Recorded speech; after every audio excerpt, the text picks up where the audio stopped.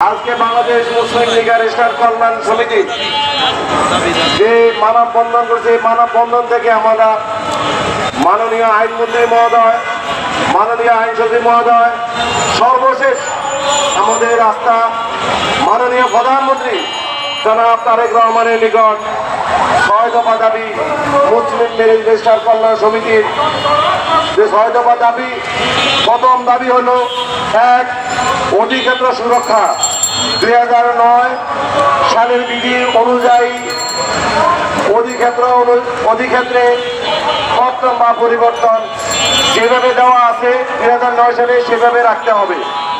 অর্থাৎ নতুন অধিক্ষেত্র সৃষ্টি করার নামে একজন কাজীর অধিক্ষেত্র কেটে অথবা ইউনিয়নে অথবা সিটি কর্পোরেশনে যে পৌরসভা সহ যেভাবে ২০০৯ সালে প্রতি ওয়ার্ডে একজন কাজী, প্রতি ইউনিয়নে একজন কাজী, পৌরসভায় একজন করে কাজী যেভাবে আছে সেভাবে ২০০৯ সালে বিধি অনুযায়ী সেটা থাকবে।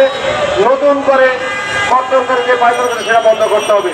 ২, শূন্যপদে স্থায়ী নিয়োগ। সারা বাংলাদেশ নিকারের শূন্যপদ সময় বিধি মোতাবেক অবিলম্বে স্থায়ী নিয়োগ প্যানেলের মাধ্যমে করতে হবে এবং অস্থায়ী নিয়োগ বন্ধ করতে হবে।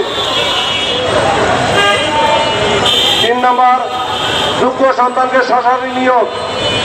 মৃত্যু বা অবসরের কারণে সৃষ্ট শূন্যপদে নির্ধারিত যোগ্যতা পূর্ণ সাপেক্ষে নিকারের যোগ্য সন্তানকে সরাসরি নিয়োগের ব্যবস্থা করতে হবে। ৪, শিক্ষাগত পেশায় নিয়োজিত নিকারের নিয়োগ বহাল। বিধি মোতাবেক দায়িত্ব পালনরত শিক্ষাগত পেশায় নিয়োজিত নিকারের বৈধ নিয়োগ বাতিল করা যাবে না। ৫, বয়সসীমা ও আইনি সুরক্ষা।